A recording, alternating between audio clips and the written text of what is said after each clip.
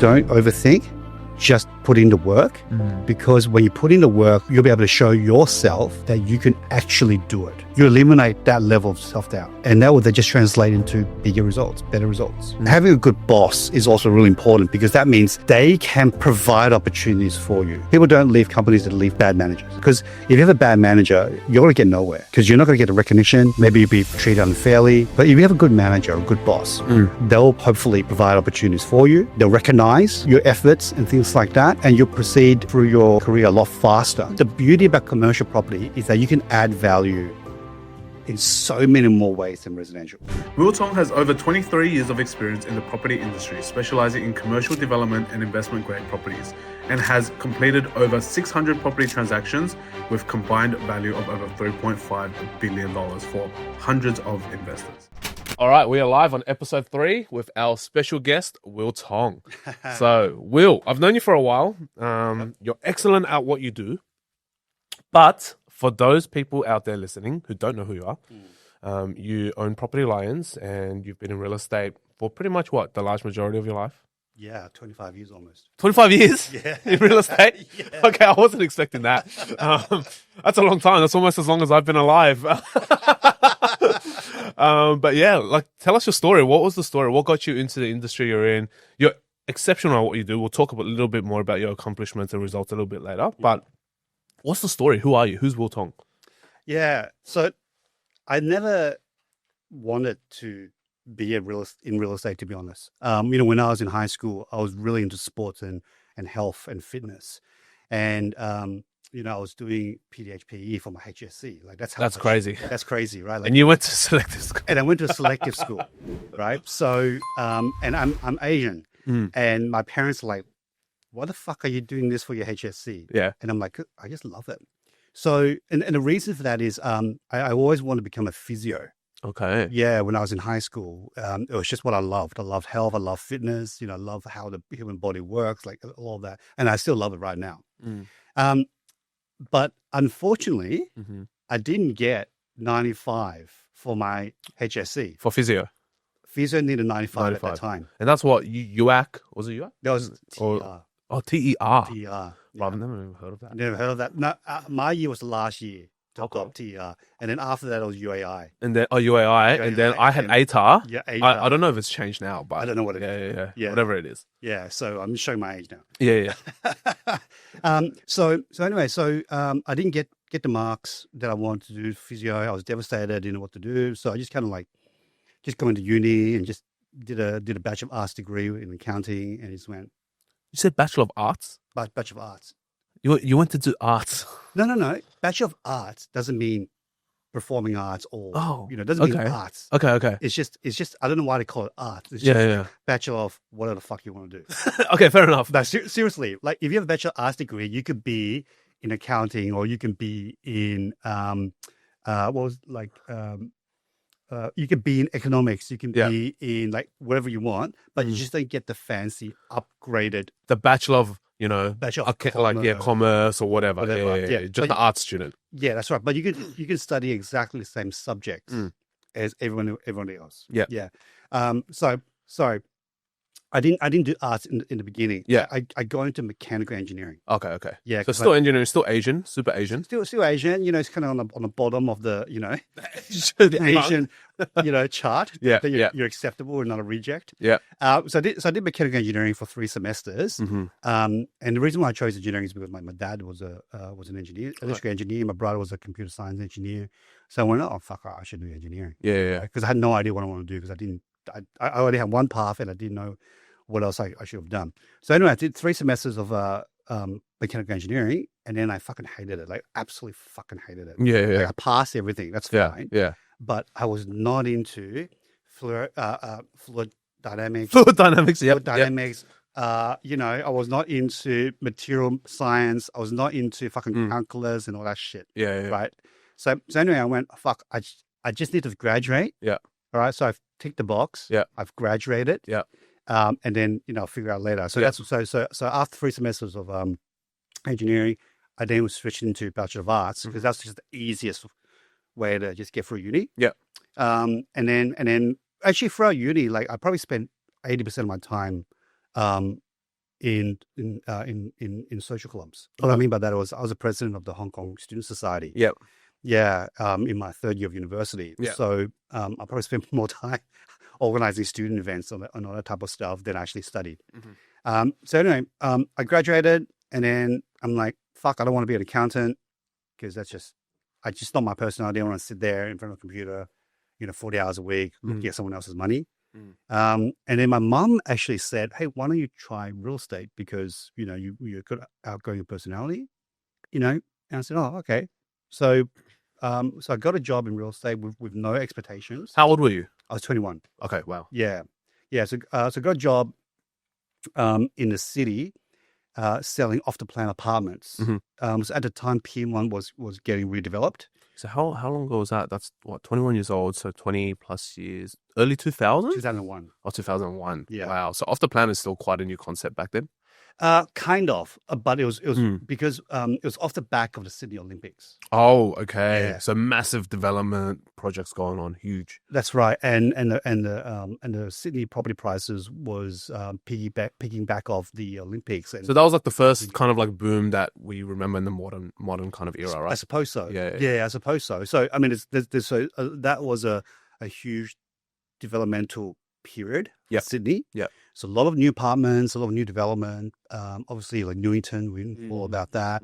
Olympic Park, we know all about that, and then all these different pockets. And Piedmont was getting developed. Yeah. Because the Star City it was called back then, just got built. Yeah, Just in right. time The casino, The right? casino. Wow. And look at it now. It's gone bankrupt.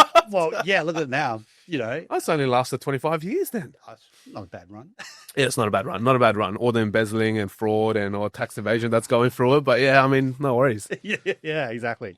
But yeah, long story short, that was my first job in real estate. Yep. I absolutely killed it. Yep. 21-year-old, I was making over 100K.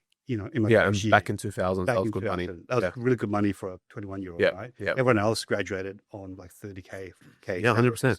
Yeah. Do you remember how many properties you sold that year?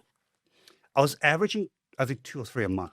Okay, not Yeah, bad. So about yeah. 20 or 30 properties for the year. Yeah, that's right. And back then, apartments were selling back About like then, 100K, right? No, not that little. But in Piedmont, it was like between 5 to 700,000. Okay, so still pretty pricey back then for like. Yes, but those properties are now worth like 1.5. And Yeah. They've all double, tripled at this stage. exactly. So, so I did that for about 18 months, selling residential off-the-plan apartments. And then I got a recruiter who called me and said, "Hey, look, would you like to get into commercial property?" And I said, "Yeah, I'd love to get into commercial property." Did you know what commercial property was back then? Like the scope of it? I did, only because my mentor at the time, he was a really wealthy guy. Like he had like $300 million worth of commercial property. Okay. So I knew what commercial property was about. Was he from the same agency as you? Or was he like your boss or something? Or did you just kind of find him? No, so I made videos about him. Okay. on my YouTube channel and Yep. type of stuff. But so he was part of another student association for City University. So he was an alumni Oh, okay. member. Yeah. He's probably like 15 years older than me. Yep. And because of the student society connection, that's how I met him.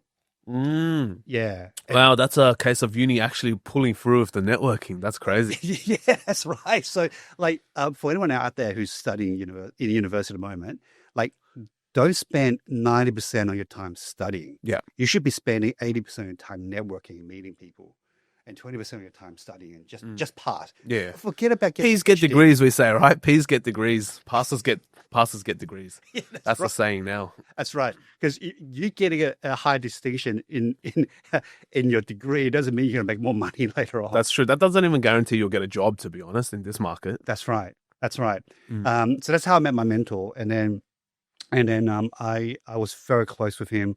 We will catch up almost every week, and he would just teach me things about commercial property. So by the time I got the call from the recruiter, I was about 23, I think, at a time, 22 and a half, 23. Like, I already had a fairly decent sort of knowledge around commercial, but obviously I never had any hands-on experience with it. Yeah. So I understood what shopping centers were, I understood what warehouses were, I understood what offices were, I understand And I wasn't a stranger to big numbers. Yeah. You know, because my mentor at the time was buying $20 million properties, you know, $30 million properties. And I think a lot of people, they get intimidated by Big numbers. Big numbers. Yeah. Yeah. And at a very early sort of stage, I got very comfortable with it, you know, and then I realized it's just a number. That's right. Yeah. Whether it's 30,000, 300,000, 30 million, it's just a number. Yeah. The way you do the deal, the way you look at it, it's exactly the same. Yeah. Death is exactly the same. Yeah. So I got called by the recruiter and I joined LJ Hooker Commercial in Parramatta. Yeah. When was that? When was that? 2003. 2003. So about 2 years into your career? About 2 years into my career. Yep. So I got a call and I worked under a guy called Terry Bennett. He's the best sales guy I've ever met. Yeah, up really. to this day. Yeah. Really? Wow. Yeah. He's Probably retired now, right? Oh, he's retired now. He's yeah. in his 80s now. Oh, shit. Okay. Yeah. So I learned a lot from him. Yeah. And then 4 years later, I got tapped on the shoulder by Colliers International to join their team. So now I'm graduated from a franchise to an international global company. Yeah. Yep. And it's worked my way up. I made director when I was 31. Yep. So I was one of the youngest. How long were you with Colliers before you got to director? So I was at Colliers for 4 years. Yeah. And then I went to CBRE for a year. Yeah. Didn't work out at CBRE. And then I went over to JLL Okay. when I was 31. Okay. Yeah. And I was made director there. And JLL is pretty huge, isn't it? Yeah. Massive. Because I see their logos pretty much everywhere. Yeah, I mean the big four, JLL, CBRE, Colliers, Cushman & Wakefield, and maybe Knight Frank. If you Knight Frank, Knight Frank, maybe number 5. Yeah. So that's kind of my career. Yeah. I spent a lot of times working for the large corporate real estate agencies. Yeah. In leasing and in sales. Yeah. My last gig with the majors was with Cushman & Wakefield. Yeah. So I was senior director there, and I was heading up their Parramatta office. Right. Yeah, as their MD there. Mm-hmm. And that was short-lived because at the time, Cushman & Wakefield got bought out by DTZ. Mm-hmm. This is back in 2015. Okay. Yeah, 2015. And then, with all mergers and acquisitions, they just started getting rid of all the, the cut. The high-level, staff there. And I was next on the list. Yeah. And I went, fuck it, I'll get out of there. Yeah. Took a little bit of career break and then joined LJ Hooker Commercial again. Yeah. And I was there for about 4.5 years. Yep. And I decided it's time to do my own thing. So that was probably around your mid-30s, right? And then you kind of pulled. I was 36. Yeah. And then when I was 40, I started my own thing. Yeah, right. Yeah. How long ago was that? That's 4.5 years ago. 5 years ago almost. Yeah, that's crazy. 5 now. There you go. And you just had your birthday and just got your new Rolex as well, which is fantastic. We saw the YouTube video. Yeah. Which You're wearing it today. Yeah, I know. It looks great. It looks fantastic. Thank you. Wow. That's what a journey, right? So you're probably in a corporate position in real estate, as in like you're working under someone else, or working for another firm for about 15 odd years. 40 you started. So about almost 20 years. Almost 20 years. That's right. Almost 20 years. 21 to 40. 19 years. Basically. 19 years. Wow. When did you buy your first property? I was 23. Okay. Nice. Yeah. When did you buy your first commercial property? When I was 27. Okay. Wow. 4 years. 4 years. And was that like property number 4, property number 5? When did you actually make the switch to buy a commercial? Oh, gosh. I far out. I don't know. It could have been probably 6 or 7. Probably 6 or 7. Yeah. I think it could have been. Yeah. Wow. Yeah. I was heavy in resi in the beginning. Yeah. What made you, so this will be very interesting, right? Because real estate's always a hot topic. What made you switch from resi out to commercial at property number 6 or 7? So I think, I followed a typical investor journey. Yeah. So, and I always say that investors have kind of 3 stages. Okay. Property investors. Yeah. All right. So you start off with a single residential dwelling, whether it's a unit or a house. You buy it, you hold it, you wait for the uplift, and then you refinance and you go again. Yeah. And this would be either, do you hold this as a owner occ or do you hold it as an investment property? How does that work? So I'm talking about it from an investor's perspective. Yep. Yeah. So I don't include the owner occ scenario. Yeah. So typically that's what people do. And they do that probably for the first 2 or 3 properties. Yeah. And then they kind of go, oh shit, this is too slow. Yeah. So what can I do next? So they start looking into some sort of refurbishment stuff, renovation stuff. Yep. Right. So buy some old house in a good street, spend 100 Do some grand, reno. 100 grand, do some reno, Yep. and get a bit of an uplift. Some equity creation. Yep. So it's faster than just buying and holding. Mm-hmm. And then a third stage is doing some small time development. Maybe they're building some duplexes, or maybe some small townhouse developments, or maybe some unit developments. Mhm. That's kind of like the typical investor journey. Mhm. And then they stop, Okay. right? Because with residential, that's pretty much it. That's the ceiling. Yeah, the development pathway is pretty much you're peaked out. Did you ever go down that pathway, by the way? No. So what I did was after stage 2, after the refurb, I went, God, I don't want to do development. Yeah. So I went, my mentor's killing it with Yeah. commercial property. Mm. Maybe I should just do commercial property. So I didn't step into stage 3 Mm. of the residential investment journey. You skipped it. I segued it into the commercial. Yeah. Yep. Which is what I'm doing right now, which what I'm helping all my clients do now. Yep. Graduating from residential into commercial. Yeah.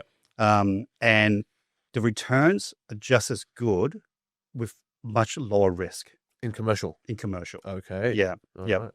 And I can get into why in all that in a second. Mhm. So that's how I kind of got into commercial property. Yeah. And I was at that time, commercial property was predominantly office space, Mhm. and commercial office space prices were going up by $1,000 a square meter Yeah. every year. That's crazy. It's Yeah. crazy. Yeah. So I'm like, okay, well, so my initial plan was, well, if I can buy 1,000 square meters of office space, You're making $1 million a year. I'll make $1 million a year. Yeah. Yeah. Literally. Yeah. So, and that was a pretty feasible sort of plan, because my first commercial property was a 250 square meter office in Otaman. And how much were they costing back then? So you would have bought that when you were what, 26, right? 27? 27. I think I bought that for, I think 650,000, and I sold it for 910,000, I think. Okay. Yep. Yep. Yeah. How long was that gap between About buying and 2 selling? years. 2 years. About Wow. 2 So pretty much grew 50% in 2 years. Yeah. Pretty Yeah. pretty Yeah. hot. That's great. I got out, and this is a little bit of a fluke. I got out right at the peak of the GFC. Yeah. Just before, like Just before crumbled. crumbled. Yeah. Wow. Yeah. So I always tell people, I'm a genius. I predicted the GFC. Yeah. That's a joke. Yeah, you lucked out heavy, because if you held it for another 6 months, who knows? Could have probably tanked down to 300. It could have. Yeah. It could have. So the original plan was, accumulate 1,000 square meters of office space as soon as possible. Yeah. And then just let the market, take care of itself. But then the GFC came. Yeah. Changed the whole story. That changed the whole thing. So I paused on commercial property for. Yeah. So at that stage, you just kind of like exited your commercial positions, but you still had your resi positions? Yes. Oh, great. Yeah. And then resi resi will still take a hit during GFC, didn't it? Not so much. Not as big, Not so much. but yeah. Okay, great. Yeah, it slowed down, but it didn't really go. It didn't really tank. Yeah. Yeah. Okay. Yeah. That's good. Yeah. So that was that's my kind of like Mm. sort of journey in terms of like investing. Yeah. In my beginning, sort of my early years. Yeah. Yeah. And then what about now? How many properties have you accumulated? Like commercial resi? Like, because you would have obviously separated and segued out of the resi space. You probably still have a couple of resi portfolio, but commercial wise, you've accumulated. I'm sure you've accumulated quite a bit more now. Yeah. What's that look like for you now? Yeah. So interestingly, I don't hold my commercial properties. Okay. Yeah. All right. So I because my philosophy is quite different Okay. to a lot of the commercial buyers agents out there. Okay. Interesting. Share that with us. Okay. I'd love to hear it. So so if I offer 2 opportunities to you, Yep. okay, let's say there's a property, let's just call it $1 million, just Yep. for easy math, right? Let's just say here's a property is $1 million, Yep. giving you 6% Yep. yield. Yep. It's in a fairly good neighborhood. You got a fairly good tenant in there. Yep. Versus here's $1 million property, Mm-hmm. but if you maybe spend $100,000 on the renovation, Yep. you can turn that into a $2 million property Yep. in 12 months. Yep. Like, which one would you choose? Well, I mean, there's a nice easy flip right there, just based on opportunity, right? Well, that's right. That's right. Because if I can make 900,000 net, let's In call it, 12 months. in 12 months, I am basically getting all my future rents compared to this, right? 6%, 60 grand. 60 grand a year. That's going to be 15 years. Yeah, about 15 years. That's right. Yeah, right. I'm basically taking my 15-year worth of income And doing it in 12 months. and taking it all now. Yeah. Yeah. So why wouldn't I do that? Mm. And so for me to go from one property to the next, to the next, to the next, Mhm. right? I need to do this as quick as possible. Yep. Because for me to do option A, fuck, how long is it going to take me to buy my next property? That's true. That's Like, true. it could take 3 or 5. Especially because equity growth in terms of warehouses and office spaces and commercials a little bit slower than resi, right? It behaves a bit differently. So Yeah. with commercial property in general, they come in jumps, right? Oh, okay. Yeah. So you might have It's like steps, like a staircase kind of growth. Yeah. Exactly. So residential is a little bit more of a linear growth. Yeah. Yeah. Right. You can predict sort of 5 to 10% every year. Yeah. It's fairly predictable. Yeah. Commercial property, it could be flat for 3 or 5 years. Yeah. And then it'll jump 20%. Yeah, right. Year, and then go flat again. It might jump, But it averages roughly to about the same anyway. It probably yes. Yeah. Okay. Yes, probably yes. But the beauty about commercial property is that you can add value in so many more ways than residential. See, that's interesting because I don't think I've ever thought about that, right? Essentially, what you're doing is you're taking stage 2 of the investor journey and applying it to commercial, Yes. where you're creating value on a commercial property. Yeah, so talk me through that. That's pretty interesting. A lot of people think you buy a warehouse and then you just rent it out as a warehouse. It's just an empty shell.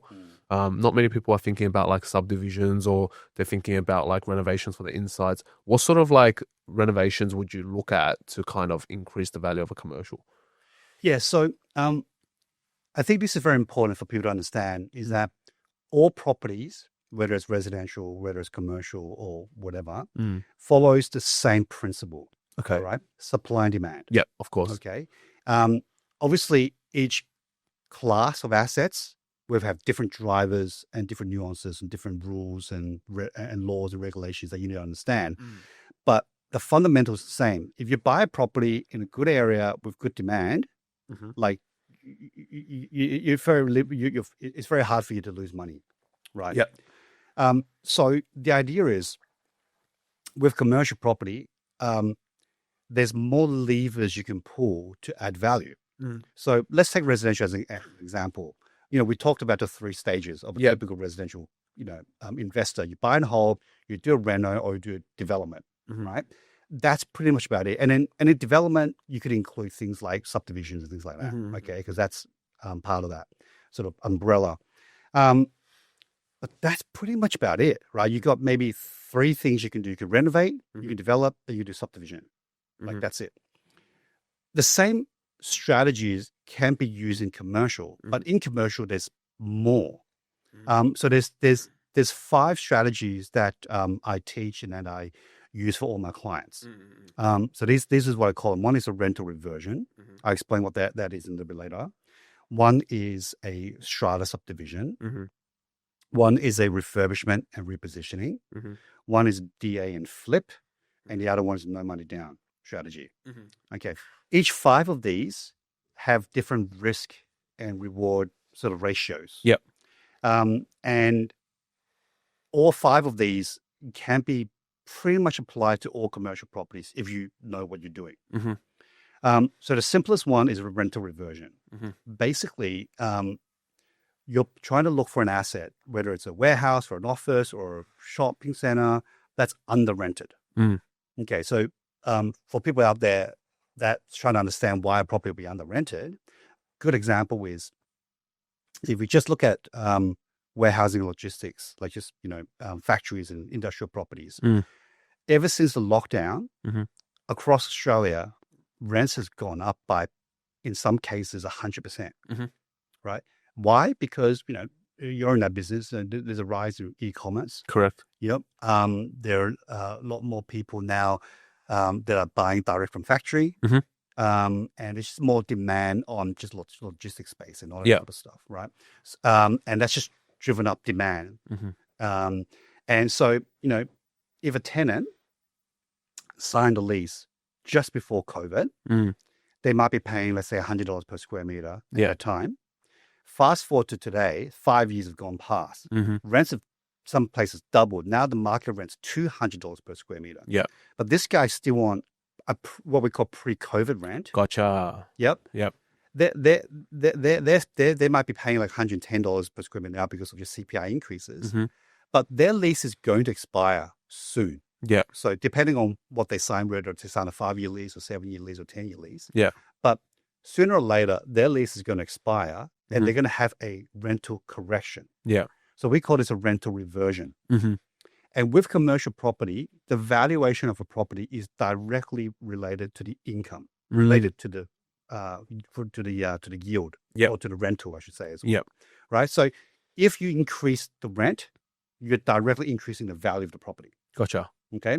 So good example is there's a warehouse in Brisbane that we got for one of our clients, and at the time of purchase, the guys, the tenants were paying about $105 per square meter. Yeah.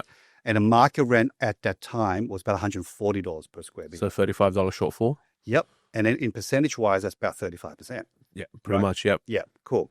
And the property was bought for $4.75 million. Okay. Okay. We had to wait 18 months before the lease expires. Yep. So, which is fine. Yep. So, so fast forward to today, they've now re-signed a lease at $160. Same client or same tenant? Same tenant. Same tenant. Wow. $160 per square meter. That's a $55 increase. That's huge. That's about 50% increase. Huge. Yeah. Huge. Yeah. So the property went from 4.75 million to pretty much 7.5. to, the value was a little bit more conservative, went to 7 million. Yeah. Wow. Right. And this is in a matter of 18 months. That's crazy. That's crazy. That's 2 mil plus. Plus. Yeah. Plus. Yeah, exactly. We're doing quick maths on the podcast today. Yeah. So, that's rental reversion. So you can't do that in residential property. How can you get a 50% increase in 18 months? Not possible. I haven't seen it. Yeah. Like, I wouldn't say it's impossible, but I haven't seen it. Right. Without doing any Like development. a huge development project or something. Yeah. Like a massive DA approval. Yeah. Yeah. This is just simple rental reversion. Yeah. Right? Wow. Crazy. That's number one. And then number two, you've got your strata subdivisions. Yeah. Which is basically buying something that's got multiple tenants. So maybe it's a shopping center. Yeah. Right. Maybe there's 10 shops there. And not every property can be sharded, and there's all different regulations and laws and nuances that goes into it. But in terms of like high level principle, maybe you buy something that's got 10 shops, and then you strata it, subdivide it into strata, and then you sell them off individually. And then what you find is that in many cases, the properties are worth more individually on a rate per square meter than they are collectively. Right. Yeah. Why? Because there are more buyers that can afford $500,000 Individual shops. Yeah. Yep, than $5 million. So you can actually sell inside of a shopping center. You can actually sell one of those retail spaces. Well, if you're allowed to strata it. Oh, okay, Yeah, okay. Yeah. So assuming you can. Yeah. I give an example. Like there's a Civic Arcade in Parramatta. Okay. Okay. It's on George Street. And once upon a time, there's just one big arcade. Yeah. I think there's like 30 shops in there. Mhm. Right. One day, some developer came in and just went, you know what, I'll strata it. Yeah. I'll divide them all into different lots, and he then sold them. Right. So each shop is owned by somebody else. So it's all independent owners now. Or independent owners. So think about it like an apartment building. Yeah. Okay. There's some apartment buildings that are owned by one person. Yeah. And it's not sharded. Yeah. And then there are apartment buildings that are sharded and owned by multiple people. Yeah. Each unit owned by somebody else. Individuals. Yeah. Yeah. So same sort of concept. But what you typically find is that in many markets, not all, but in many markets, there is a gap between a freehold property and a strata property. So it's, so we just need to understand the market. That what is that gap? Is it a 10% gap? Is it a 20% gap? Is it a 30% gap? Yep. Yeah. Very interesting. Okay, so for those who don't know what a freehold and a strata property is, what's a quick for dummies explanation? Like, say I have no idea what you're talking about. Yeah. What's a freehold and what's a strata? So a freehold is basically you own the land. Yep. And the building on top. So the house is a freehold. Okay. Okay. Yep. A strata is when you share the land with other owners, like an apartment building. Yep. Yep. Yeah, that's chopped it up and essentially. Okay, that's good. That's a great representation of that and great understanding of it. That's really, really interesting. So you're obviously helping your clients. You're doing, great deals for them. A lot of your commercial side of things is, you'll acquire a great asset and you'll see different opportunities with them. You got 5 different strategies that you go on and do. Which ones do you like yourself? When let's just say you're getting started, like you're fresh, right? Yeah. A lot of people listening probably have no idea about commercial, never been in commercial, might have a bit of money, might not, who knows? Yeah. But like, let's just say a part of their strategy is they want to get into commercial. What would be like an ideal one in terms of headaches, right? For like the first one that you'll try to find for someone. Yeah. So it really depends on your risk appetite. Okay. Right. Naturally, for most of my clients who are first-time commercial buyers, they have a lower risk appetite because, what's first time? Dipping your toes. Yeah. Yeah. They just want to get their feet wet and, see how things go. So out of those 5 strategies that I mentioned, they basically go from the lowest to the highest risk. But obviously the highest risk, you get a higher reward. Yeah. So most of my clients who are first-time commercial buyers, they stick to the first 2, which is the rental reversion and maybe Charlotte subdivision, because those are the least complicated ones to pull off. Yeah. But we've also got clients for the first commercial property. Yeah. They go, nah, let's just go all in. Yeah. Yeah. I don't want to sit around. Yeah. Like, just find me the best deal. I don't care what the risk is, as long as, we do our research properly. Of course. So I've got clients that's doing has done like a DA and flip, right? Okay. Yeah, and that's a quick case study. The last client who did one, bought a development site in the Gold Coast, for 3.4 million. Yep. Spent about 300 grand on getting a DA. Yep. Is now looking to sell it for $6 to $7 million. Wow. So it's 3.7 all in, essentially, excluding fees and blah, blah, blah. Yeah, so it's called 4 million. Called 4 million all in. Yeah. And then he's looking to flip it for how much again? 6 to 7 million. 6 to 7 million. And then how long was that time frame? 10 months. Fuck. So okay, we're talking $2 to $3 million uplift in 10 months. Yeah. Fuck. That's crazy. I mean, that's real estate, right? Yeah. And we always know it takes money to make money.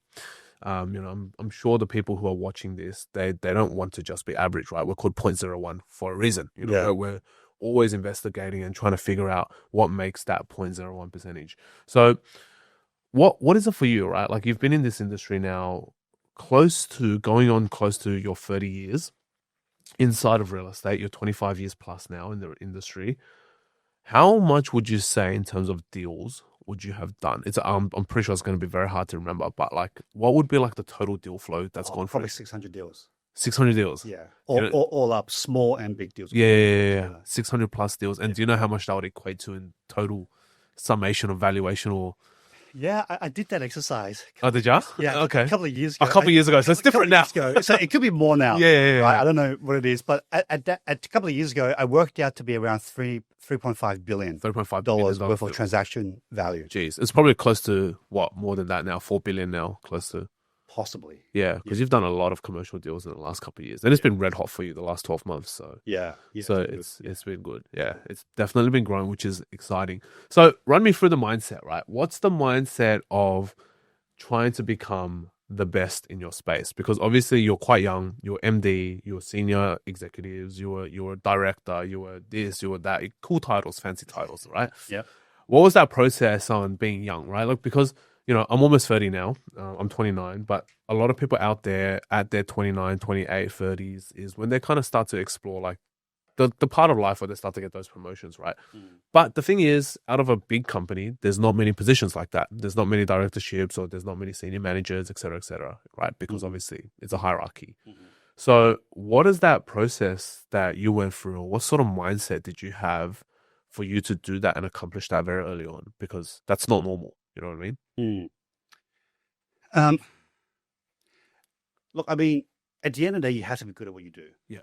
Regardless. Right. And what would be your strategy, or what would be the tactical side of becoming, the best at what you do? When you're starting off, you have to have a good mentor. So mentor doesn't necessarily have to be some guru, that's, holding your hand through deals and things like that.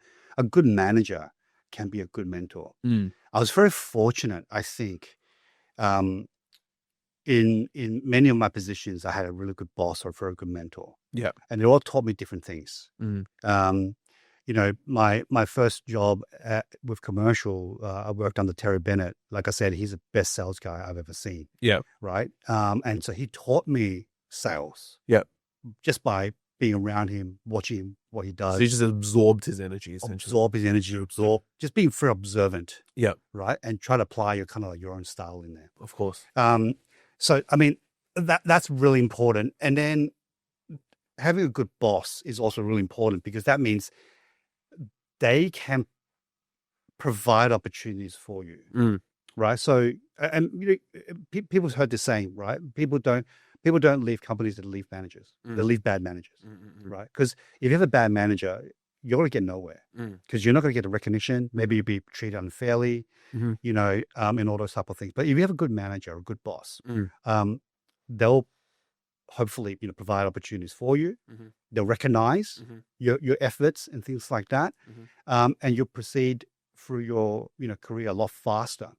So I think, you know, for guys under 30 at the moment that are up and coming, I think number one, you got to be very good at what you do, and that just requires a strong mindset and hardworking work ethic. Number two, just surround yourself with good people, and what's really important is having a good manager or mentor or boss. That's critical, and just learn. Like don't be arrogant, just be humble, because people that are there have probably 10, 20 years more experience than you. You know, they've you know, eaten more salt than you've eaten sugar, as of you know, course, the Chinese saying. That's right? great. Yeah, great saying. Yeah. So they've been through more shit than you've been through good times. So that's really important. And then when you feel like you're ready, don't be shy to ask for a promotion. Don't be shy to ask for more responsibility, because the more that you can demonstrate that you can do, the more you'll be valued by your peers, by your superiors. That's how you go through quickly. I think that's very, very good advice. I think a lot of people don't really think of that, and you know, they're not aware of it because obviously we know we were once upon a time the young stud who was, you know, super high ego, like we had all this confidence and we wanted it all.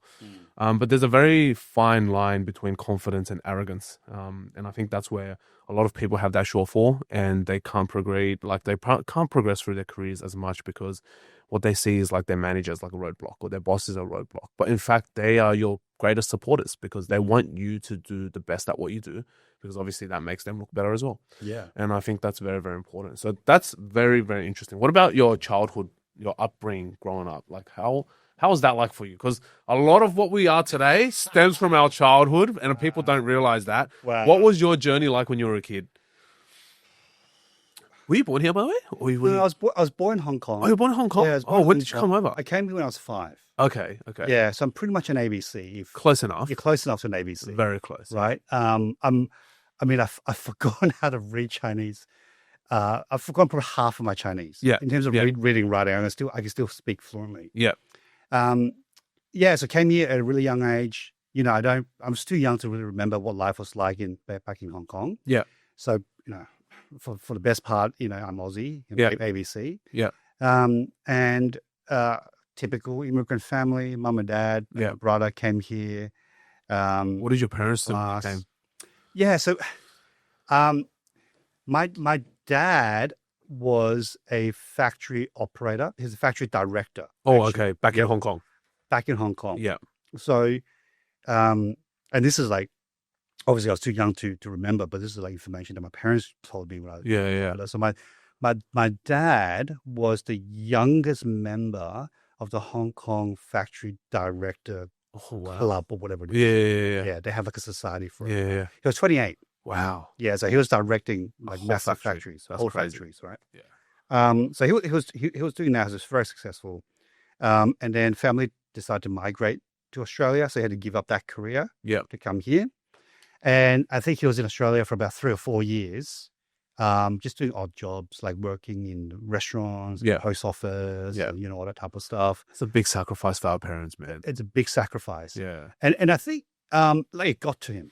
Oh, you reckon? It got to him. Yeah. Yeah, it got to him because like he was he was making decent coin as a Yeah. factory director. Well, look at all the factory managers nowadays in Australia. They're the ones buying properties from you. they're the ones- yeah. They're the ones buying all the factories here. Right. Yeah. That's right. Yeah. And so he went back to Hong Kong Mm.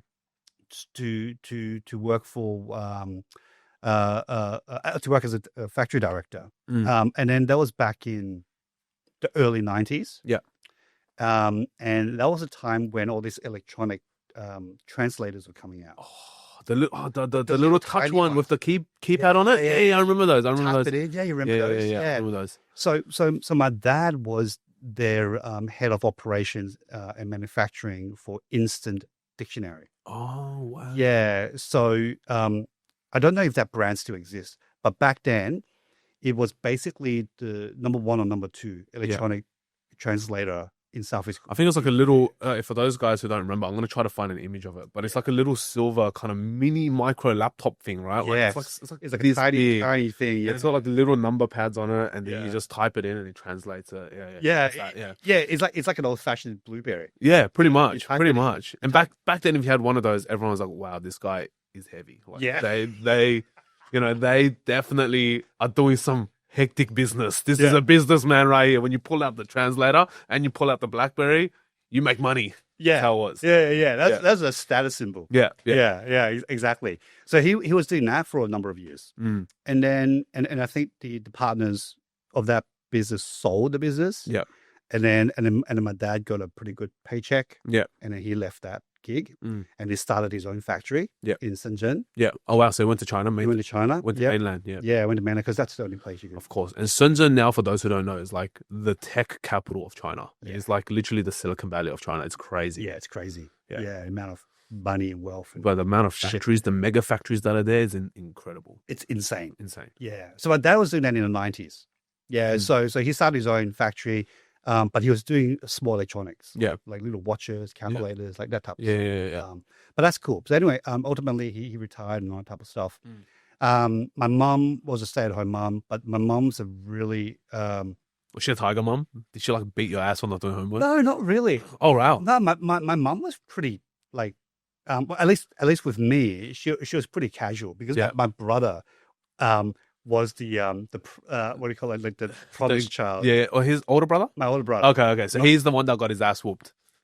Yeah, no, but he didn't really get his ass whooped because he was so smart. Oh, So, okay. this is my brother, right? Yeah, My yeah. brother graduated high school Yeah. at 16, Oh shit. got 100 for his TR, Oh my lord. did a double degree in computer science and electrical engineering, Jesus. finished it by the time he was 19. Yeah. Got typically his 5-year degree, didn't he? Yeah. He did his honors, Yeah. and then he was 1 year into his PhD, Yeah. and he went, "Fuck it, I don't want to go down the academic route." Yeah. Yep. And then he went to Hong Kong and started working. Yeah. And he did all this by the time he was 21. That's crazy. Yeah. What's he doing now? He's retired. Oh shit. Sorry, let me get this. No, let me rephrase. Okay. He retired when he was, I think, 38 or 39. Oh fuck. Okay. Yep. Did he Yeah. invent something crazy? No. So he was the first batch of IT Oh, like during the Directors. the boom. during that Wow. massive boom, like Wow. in Like the 90s. late 90s. Yeah. early Yeah. 2000. Yeah. Yeah, so he was working The .com boom. the dot-com boom. So he was working for the major banks. Like I think his last gig was with Standard Charter, I think. Okay. Like he was one of their head IT guys Yeah. in there. Fuck. He would have been making coin. He was like, Yeah. and my brother's really smart. Yeah. So he basically took like majority of his paycheck Yeah. and just fucking invested in property. Oh Jesus. Yeah. And he's not a big spender. Yeah. Like he doesn't own a single piece of luxury. Yeah. Fashion. You should probably send him a Rolex. Yeah, he'll probably curse me and sell it, Yeah. and then And then put it into property. put it in his property. Yeah. Yeah. Yeah. So the only thing he spends his money on is travel. Yeah. So he's been to like 90 countries. Oh jeez. Yeah. Wow. Like good on him. And food. Like he loves food. Yeah. Yeah. Him and I are very different. Yeah. But anyway, long story short, he retired in his late 30s. Yeah. And then he was I think 6 months into his retirement, he was bored fucking shitless. Yeah. And he's like, oh, maybe I just get a job in a real estate agent as a property manager as well. He got Yeah. into real estate too. Yeah, and his idea was so I can manage my own properties better. Yeah.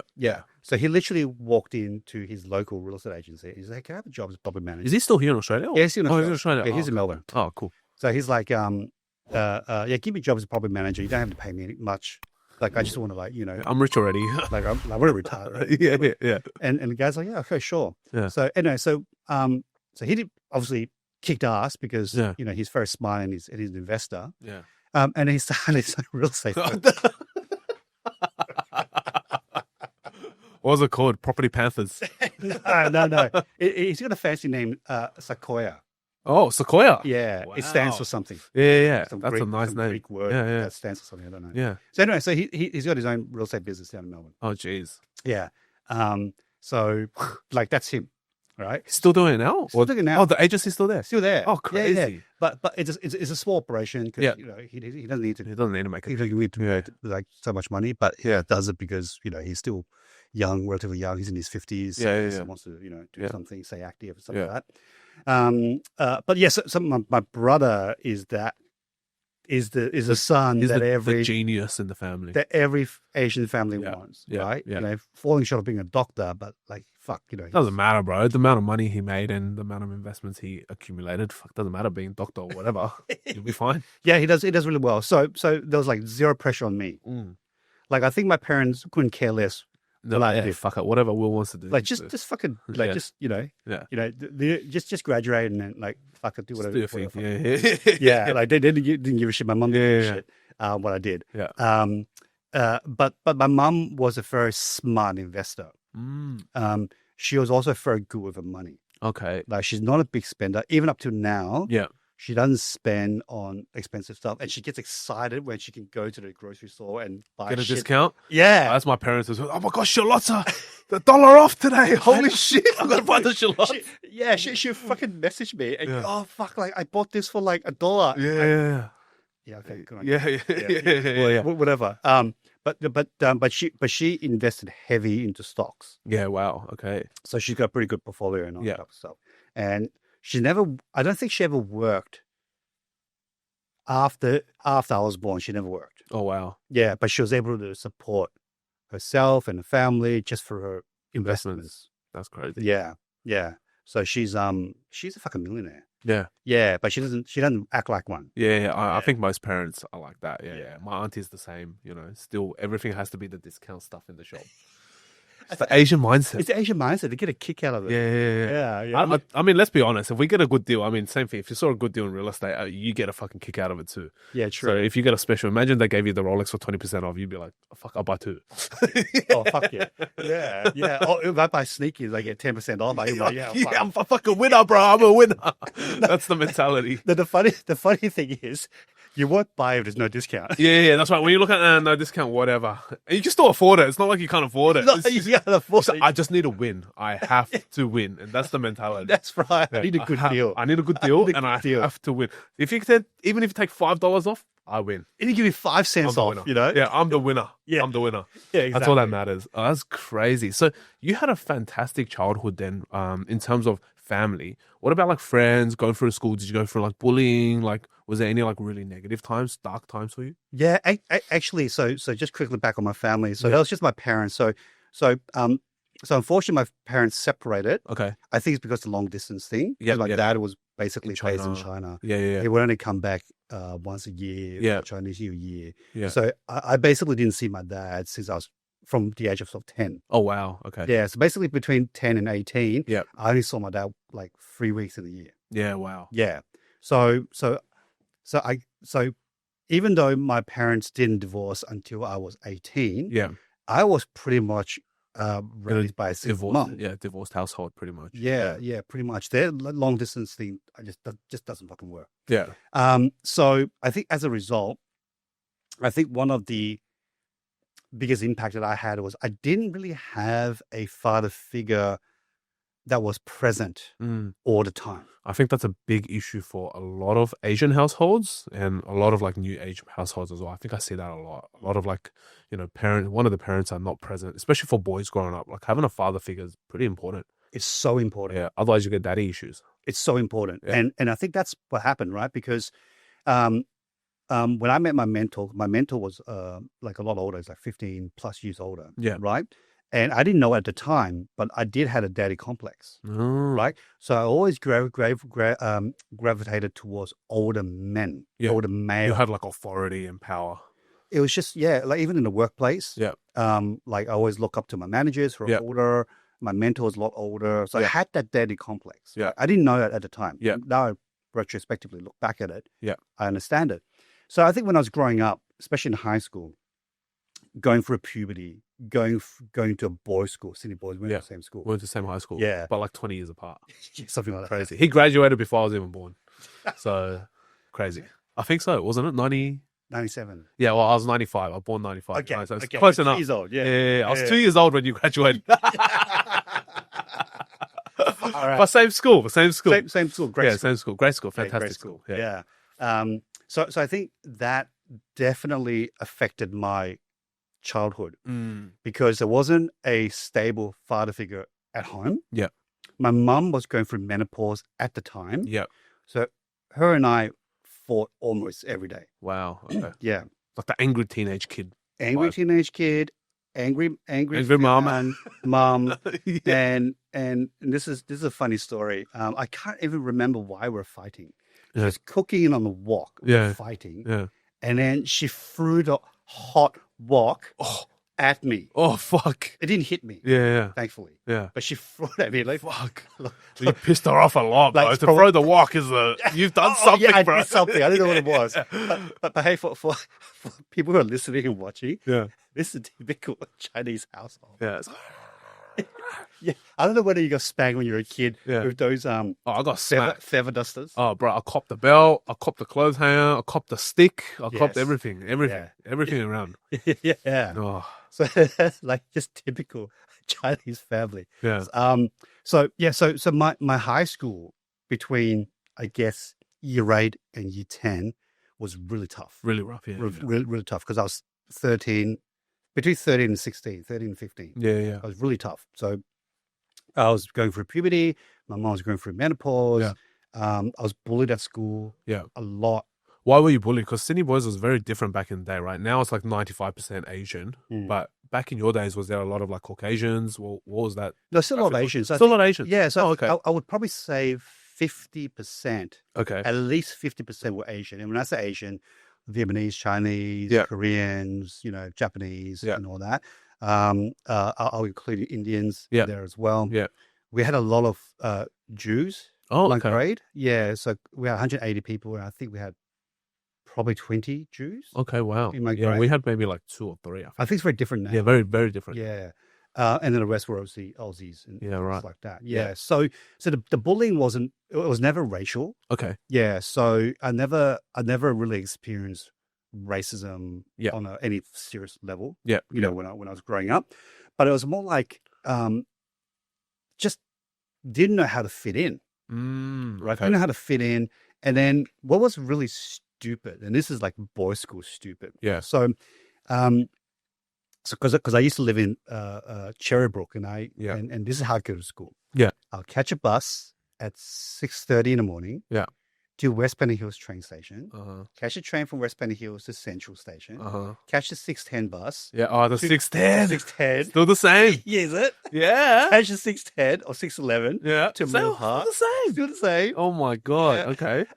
And then go to school, and it was an hour and a half each way, and I'll do it. Is Cherrybrook not close to school? Is not? Cherrybrook's like West Benny Hills, man. Oh, yeah. Sorry. It's the wrong direction. Sorry, I'm thinking of something else. Yeah. Back then, there's no Yeah. metro. Yeah. No metro. There's Nothing. no metro. No, nothing. Yeah. Nothing. Yeah. So it was literally Hills bus to Yeah. Hills bus. Hills bus to West Benny Hills. Yeah. Catch the train to Central, Central. and then bus again. Yeah. And then Off to school. and then back home. So it was an hour and a half each trip. So it's a Yeah. 3-hour round trip. 3-hour round trip. Okay. Crazy. So when you're on public transport, there's other kids from other schools. Yeah. Right. That Yeah. will catch the train and Yeah. blah blah blah. And sometimes you become friends, sometimes you don't. Yeah. So this one kid. The trauma's so deep. Still remembers. I still remember it. But it's funny when I look back at it. And there's this one kid, for some reason he was picking on me. Yeah. on the train Yeah. because we used to catch the same train at the same carriage, Yeah. so that I can meet my friends. Yeah. you know, Yeah. like Yeah. We used to always do that. Yeah. Carriage, you know, two in front of the guard or whatever. yeah, Yeah. exactly. You know, you catch the 7:10 train, blah blah blah. Yeah. Yeah. Yeah. So anyway, so this one kid from another school, I can't remember what school it was now. Yeah. For some reason, he used to pick on me Yeah. like a lot. Yeah. He just tease me, call me names, and I was like, yeah, I don't care, like just whatever. Yeah. But there's one day, I wasn't in a good mood. Yeah. I can't remember what happened in that day, but I wasn't in a good mood. I was just didn't feel like being teased by Yeah. someone He's like, else. Right? fuck it. I had enough of this shit. Yeah. So that guy went off at me. Yeah. And I was in such a bad mood. I walked up to him and headbutted him. You were fucking bang. Yeah. I just went boom. Yeah. And look, I'm not proud of any of this. Right? Yeah. Okay. But that's just life. Yeah. That's just what I was in high school. I was probably year 8, Yeah. 13 Yeah. at the time. Yeah. And bang, headbutted him, and then I got off the train. Yeah. Right. Don't know what happened.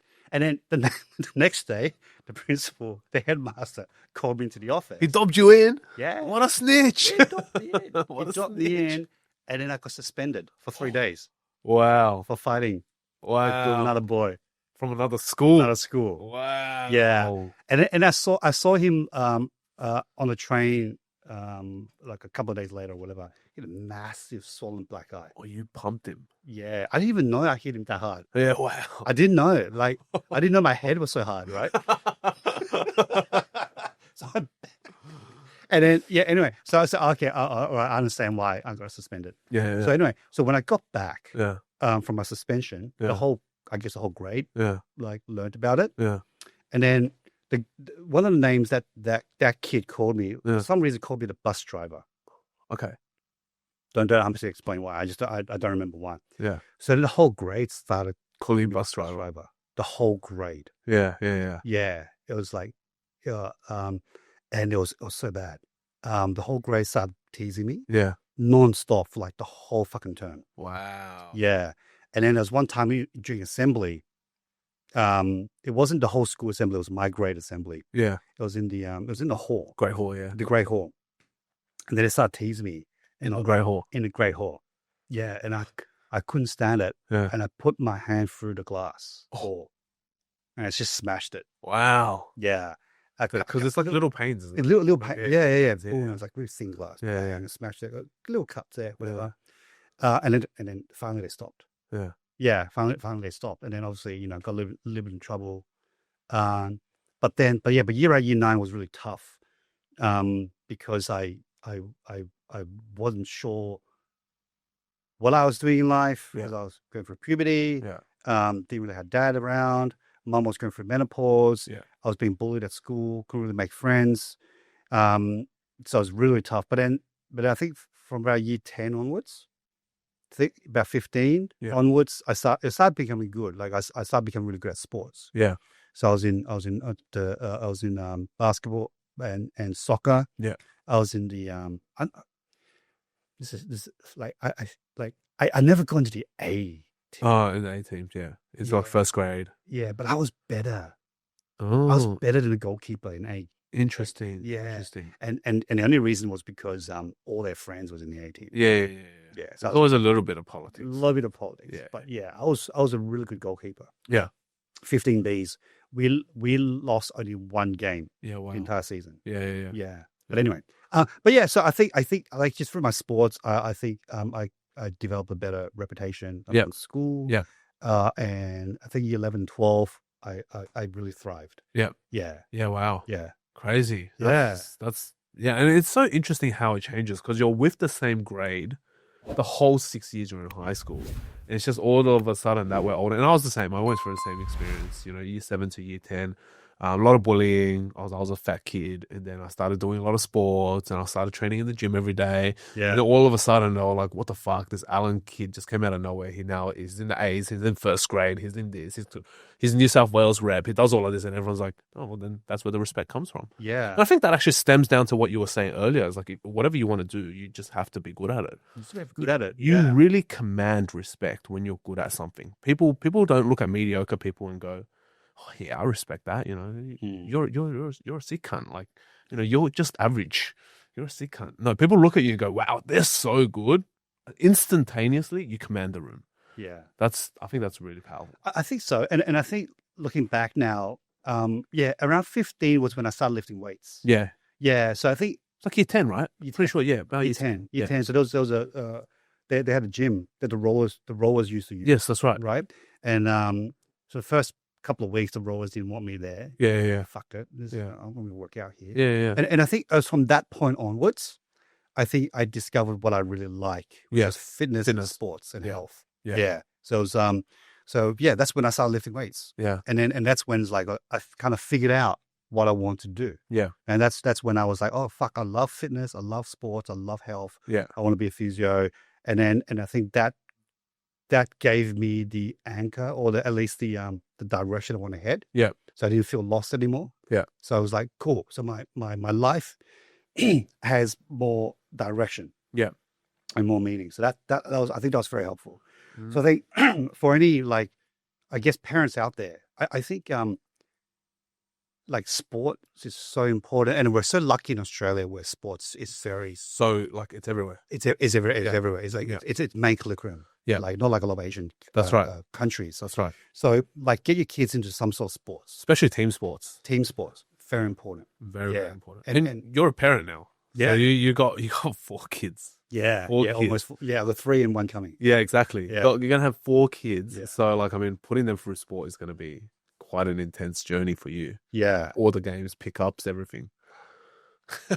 I don't want to think about it yet, but That's okay. Maybe you can retire like your brother, you know, and then just be a sports dad. I'm waiting for self-driving cars to come. Yeah. Or upgrade to the minivan that self-drives, you know. Yeah, just take my some. kid to. Yeah. That'll be fun. Yeah. How do you reckon all of this translated for you, right? Like, you know, you played sports, you were bullied, you went through all of that sort of stuff. Now obviously going to your own career, and doing very well. Actually, with that being said, what was the biggest deal that you did, like in your corporate career? So prior to Property Lines, what was the biggest deal you did there? The biggest deal that I did was probably a 6,000 square meter pre-lease. Okay. Yeah, to a government. Yeah.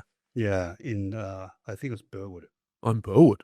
Yeah. Well, where Yeah. 6,000 square meters in Burwood? So besides on Westfield? George Street. Yeah. Yeah, it's behind Burwood Road. Oh, okay. Yeah, like most people wouldn't even know there's like all these offices behind it. Yeah. Yeah. So it was leased to the state government. And I say that that's the biggest deal is because that's the biggest commission. Yeah. Oh, okay. Yeah. How big was the commission? Do you remember? The commission was about 600,000, Holy shit. but that's to the company. Of course. Yeah. Of course. Yeah, but so by the time I got my cut, Yeah. like I was like, pfft, Yeah. yeah, after tax and Yeah. That's what always happens. that's- That's typical sales for you. yeah, Yeah. that's right. Yeah. But the biggest deal I wish I would have done Okay. Here we go. would have been an 800,000 commission check, Yeah. and I would have pocketed at least half of it. Oh, wow. Yeah, but the deal fell over just as COVID was being Fucking announced. COVID. Yeah. The deal was a development site in South Sydney. Yeah. I was negotiating on this deal for about 15 months. Wow. 15 months back and forth with the seller and buyer. 15 months, the terms were agreed. Yeah. Finally. Like, Yeah. fuck, yes. Yeah. Agreed to buy Yeah. for $40 million. Yeah. 2% commission. Yeah. I was like, yes, great. The buyer was literally Yeah. just about to sign a contract, Yeah. and then all the news about the pandemic started coming Ah. through. And then they're like, I'm good. No thanks. yeah, sorry, we're going to have to pull out a deal. Like, we don't know what to expect for the pandemic. Yeah. And they pull out like 11th hour. And I'm like, oh my God. Oh my Lord. So how do you recover from something like that, right? Like a lot of people are just like, fuck, I give up. I don't want to do sales no more. Tomorrow I'm sending my letter of resignation. I'm out. I'm bouncing. How did you, what was going through your head? It was just like, so close now. 400K comms this month. It's going to be fucking sick. It's going to be a great year. And then bang, taken away from him, ripped away. How was that? Like literally, it's like almost pen to paper. And he's like, no, I'm good. I'm out. Yeah. It was fucking devastating, man. Yeah. Yeah. I think it took me 2 weeks to recover. You're mourning the death of the deal. I was like, I mean, like, sometimes as a sales guy, Yeah. you start daydreaming about what you can do with the money. Yeah. You know? What was going through your head? What were you going to do? What was the first thing? 400K bang into the what are you going to do? Yeah. Like I was gonna save most of it, invest most Of course. Yeah. Smart thing to do. Yeah, but I was thinking about, it's time for a new car. Yeah. What should I buy? Yeah. Well, eyeing that Porsche. Yeah. All that shit. Yeah. And then it's like, gone. It's just, What went through your head? What was the first thought? Like, fuck, did you have a rage? Did you have like a fucking tantrum? What'd you do? That moment. The buyer's like, yeah, look, we're out. What went through your head? I cursed nonstop for probably about 5 minutes. Like literally. Fuck. No, seriously, I just went, fuck it. Fuck. What, in your own house or were you in public? No, I was in the office. I was in the office. People must have thought you were crazy, bro. No, I told my colleagues what happened, and they're like, "Oh, fuck." Yeah. And they just felt sorry for me. Yeah. And all that. And I was literally just cursing. I walked out of the office. Yeah. I went downstairs, and I was just cursing on the street. Oh. Like I had to let it out. Like anyone who's in sales understands what I was going through. Yeah. Yeah. And then like I was like that close from like, fuck it, I'm just quit real estate. Yeah, that's what I mean, right? Like, Yeah. That's the snap, bro. That's the snapping. Yeah. And and that's the thing with sales. Yeah. You got your highs when deals are coming through. When it's high, it's high. Or when it's high. Yeah. When shit hits the fan, Yeah. it's fucking stressful and devastating. Yeah. Because you invest so much time and energy to get a big fat zero. Yeah. To get a donut, as they call it. So it happens all the time. And that's where the mental capacity and mental strength really comes into it. Because psychologically, that would fuck with a lot of people. A lot of people burn out because of that. Yeah. Well, actually, that's a good question. How often do you see sales guys just come in and out? All the time. Yeah, like what's the sort of lifespan do you see? Back in the day when you were in the office, you're like, oh, hey, Steve. And then everyone's like, where's Steve next week? He's gone. He's fucking quit. Yeah, the funny thing is, like, in a good market, everyone's a fucking real estate agent. Oh, yeah. Your fucking taxi drivers are a real estate Bro, agent. that's like right now, everyone's a crypto guy. Everyone's a fucking investor. Yeah, your hairdresser's a fucking real estate agent. Yeah. It's like your aunties, all the aunties are real estate all your agents. fucking aunties are real estate agents. Yeah. Oh, I know this developers. Good Yeah, oh, this is a good deal. Let's go Southwest Sydney. Let's go get all these properties. Yeah, right. And then when the market turns, 80% of them disappears. Yeah, where's the crypto guys now? Right, like I haven't seen a single TikTok video of crypto in like 2 weeks. Yeah, exactly. So, I think like in generally in real estate, that's what you see. In commercial, a little bit different. I think you have to be, you got to know stuff to do commercial. Yeah, it's a lot more complicated, more complex. Yeah, but there's still a lot of churn. Yeah. So I don't know, like average career lifespan is probably 2 or 3 years. Yeah, and then some people get out of real estate and do some other stuff. Yeah. But the people who are really good, they stick around. Yeah. They stick around and it's a career for them because the money is good. Of course. If you're a really good sales guy, you're always going to make money no matter where you go. Whether it's tech, whether it's real estate, whether it's whatever. But if you're shit at sales, well, you're in for a hard slog. Yeah. Bare minimums. Not even probably a basic salary, like just hard slog. Well, here's the thing. What a lot of people don't realize is that I think the average real estate sales guy makes somewhere between $100,000 to $130,000 a year. Okay. Yeah. Okay. So it's like, look, don't get me wrong. It's not bad. It's not bad. Yeah, it's not bad. You can survive. Yeah, definitely. It's not bad, but it's not like life-changing. It's not life-changing. No, it's not life-changing. So majority makes that. There is probably your top sort of 10% that makes 3 to 500K. Yeah. And then you've got obviously your top 5% that makes probably 500 to $1 million. Yeah. And then you got a top 1% that makes $1 million above. $1 million agents. Yeah. $1 million. Have you ever had $1 million comms here? Yeah.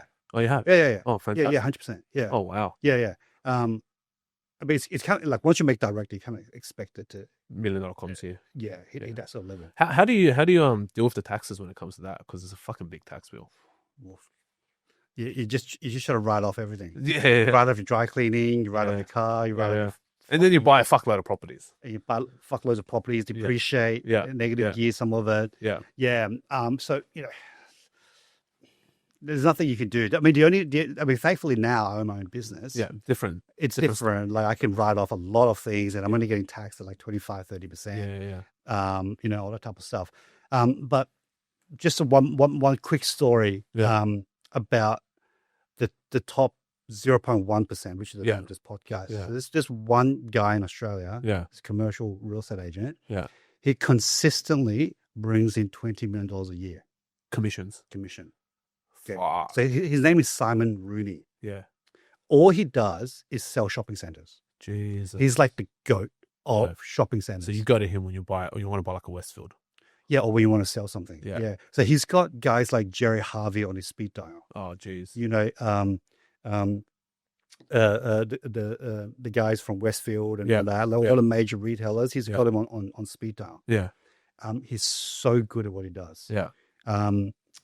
Yeah. So for the last probably 20 years, Yeah. he's averaged 20 million a year. It's close to $500 million in comms. Yeah. Yeah. And then obviously, I don't know how he splits up the company, Yeah. but I would expect he gets majority of it. Yeah. So it's actually really funny because him alone Yeah. makes more money than the entire department. Yeah. And also more than probably most real estate agencies as well. Yes. 100%. Yes. Right? Like Yes. a $20 million comms check is probably more than a lot of like smaller agencies will make. I don't. Yeah, it's actually that's actually really interesting. I don't think honestly think there's more than 100 agencies in Australia That make more than 20 mil. That's what I mean. Like I think a lot of agencies would just get wiped. Like unless you're a big McGrath or like a big Ray White or a big LJ, you're probably not doing over 20 mil comms. I don't think anyone is. Yeah. I think maybe I think How many properties would you need to sell to get 20 mil in comms? Like let's just say resi, because a lot of them are resi, right? Yeah. So the resi. I mean, if you're selling you're making like 20K comms per property, 20 to 30K. 20 to 30, depending on where you are. Yeah. I mean, you do the maths, it's 1,000 properties. Yeah. Yeah. That's a lot of property. You need a big team. Yeah. You need To a team clear of 1,000 20, properties. 30 people. Yeah. Probably to do that. Yeah. Yeah. Because most real estate agents probably sell like 1 to 3 properties a year, right? Like the smaller guys, and then the Per average, month. yeah. Oh, per month, One to 3 properties per month. Oh, okay. Yeah. So that's an average real estate agent, you would say? Yeah. Resi agent. Resi agent. Okay. Yeah. So they'll do about 30 to 40 a year. So then, if we do the maths, you need 25 agents to 30 agents Probably. that are not Yeah. drop kicks. Yeah. And that's a big agency. Yeah, that would be a big agency. That would be considered a big agency. Wow. You get 25 sales guys. Yeah, That's a big that's agency. pretty big. Yeah. So you must have like really massive market share. Yeah. I mean, the only way you can probably do that is actually, I don't think that's sustainable. Not honestly, because if you had 25, that means the law of economics is that the square root Yeah. of the number of staff is responsible for half the revenue. Yep. So if you have 25 sales staff, Yeah. it means 5 of them Yeah. are responsible for half your revenue. Yeah. If you look through all your business, my business, your business, I'm Yeah. pretty sure, Yeah. like the square root of the staff, maybe there's like 2 staff that's in your company that's That responsible guns for it. that are half the revenue. Yeah. So those guys, those 5 people will be bringing in $10 million. Yeah. That means they're bringing $2 million each. They're not going to stay as an employee. They're going to Yeah, they're out. They've bounced. Yeah, That's right. Bounced. Yeah.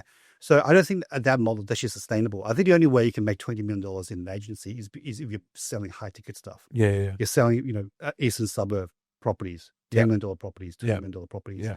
Guys like Black Diamond. Yeah, Black Diamond, Rubenstein. Yeah. Those guys will Yeah. be making that sort of money, and they have probably maybe 10 Yeah. sales staff. Yeah. Yeah. And their deals are like average ticket 8 million or something like that. 8 to 15 million on Yeah. average. Yeah. Yeah, exactly. Yeah. That's crazy. Yeah. So Simon Rooney, he's like the best guy in Australia. Does he work for himself or is still part of an agency? No, I think he's with Knight Frank now. Oh, okay. I think. Okay. Yeah. Oh, yeah. Interesting. Wow. Yeah. But I mean, like, why would you take the risk for opening your own agency? That's true. The headaches, people don't realize this, the headache for starting your own business, even though you're good at something, you have to always kind of judge whether it's worthwhile at that current stage that you're in. I think it's always worthwhile to have a business. But at the current stage that you're in, is it worth kind of either 1, taking the risk, and 2, bringing on board the 4,000 other headaches that come with a business? Yeah. And how was that experience for you actually, like transitioning out of, your role and just every day is just paperwork, speaking to clients, your typical job. And then all of a sudden, bang, register your company, taxes, you got super to pay. Now you got to find and hire staff. Now you got to go through all of that process. What was that journey like, at 40, starting your own business and then bang, exiting like $1 million years into your own business? What was that like? Yeah. So thankfully, this is not my first business. Yeah. So I've had businesses before. Had a fashion business before. You had a fashion business? Yeah. Oh, wow. Yeah. That was short lived. Yeah. Didn't lose any money, but didn't make any money. Yeah. So I understood how business works generally. Yeah. But that wasn't like an all-in sort of business. Like this is my all-in business. Yeah. like all-in. I quit my job, everything like all-in business. Yeah. And it's fucking hard. Yeah. It's fucking hard. Yeah. Like you see me with Rolex now and all that type of stuff. It took me 4.5 years. Yeah. That's right. It's hard work. And the thing is, like, a lot of people don't realize is that you don't know what you don't know. Yeah. Okay. So when you're first starting off in a business, I think Alex Hormozy says is like you have uninformed optimism. Yeah. Because you don't know what you don't know. So you kind of think, oh yeah, I'm going to kill it. Yeah. 12 months. Yeah. So I killed it in my job. So starting a business should be a fucking piece of cake. Yeah, that's right.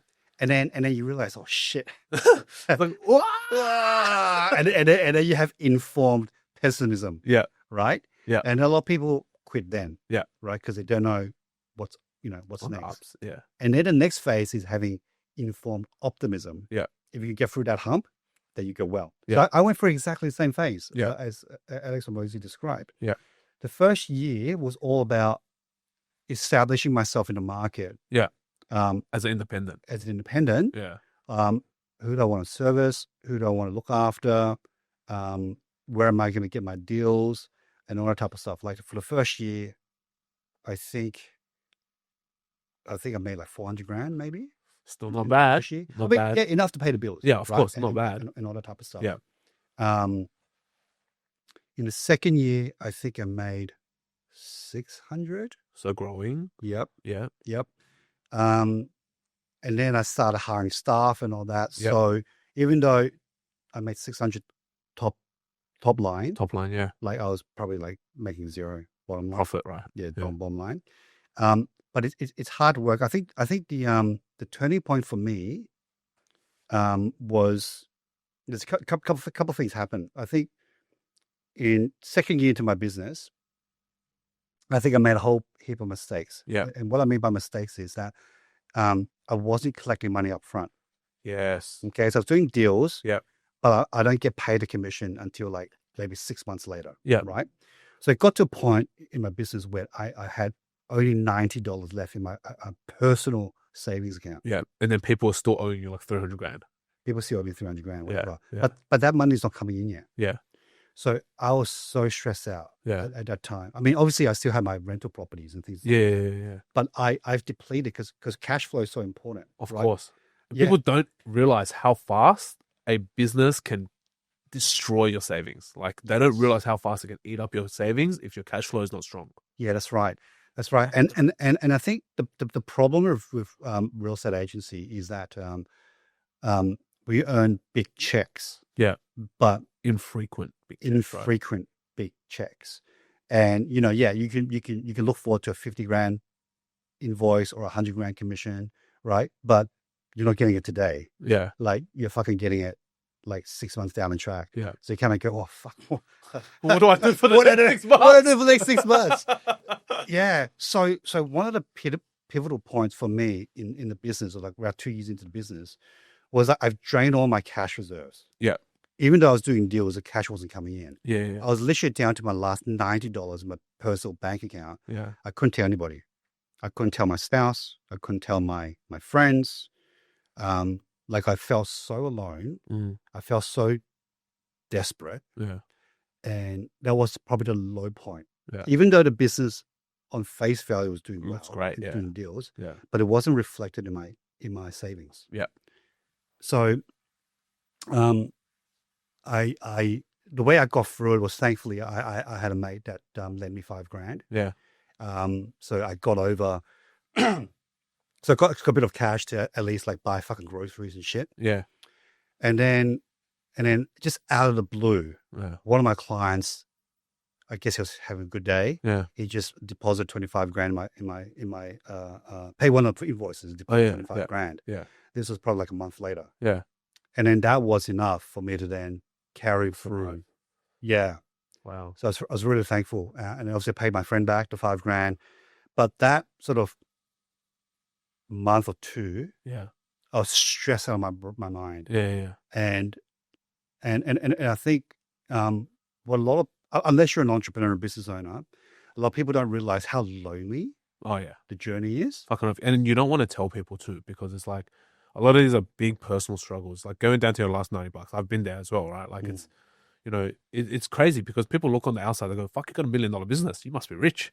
Yeah. You know, but they don't realize that cash flowing and staffing and then taxes and fees and rent and this and that. It's like every day I'm paying invoices. Every day there's just something in your inbox. Yeah. It's crazy. Yeah. It's funny because, like I just got paid for a deal Yeah. 2 days ago. I'm like, oh yes. Yeah. And then Friday is my payday. Yeah.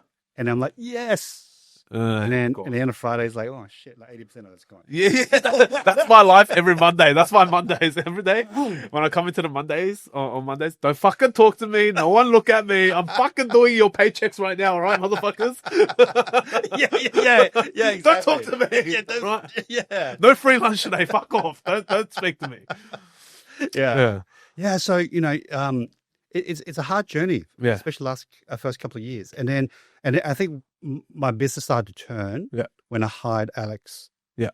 So Alex was my first successful full-time hire. All right, let's talk about this actually, because we always bitch about this to each other, but like that hiring process, what's it like for you? If you have the right staff or team members, it will literally transform your business. I agree. It's like anything in life. Like if you have the right team, whether you're playing sports, whatever, like it just changes things. And it's so hard to find good people. I agree. And it's like, you want to hire good people, then sometimes you can't afford them. Yeah. You want to hire good people, and you might want to make sure they stick around. So you got to provide a career path for them.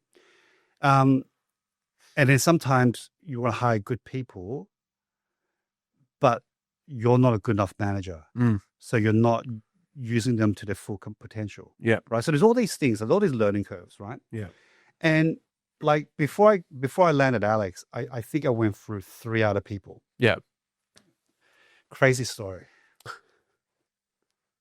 Like this guy I hired, I'm not gonna name names, but he was probably 25.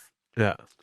And he looked really good on paper. Yeah. Like, you know, he had the just a ChatGPT resume. yeah, maybe, right? I don't know. But I fired him after I think 7 days or 8 days. Yeah. This is why. Yeah. We have a weekly scheduled meeting. Yeah. Monday morning. Yeah. He didn't show up. Okay. Okay. He's 25, right? He's 25. Yeah, Gen Z's, bro. he didn't show up. All right. I didn't understand. I just didn't understand the mentality. Yeah. He didn't show up.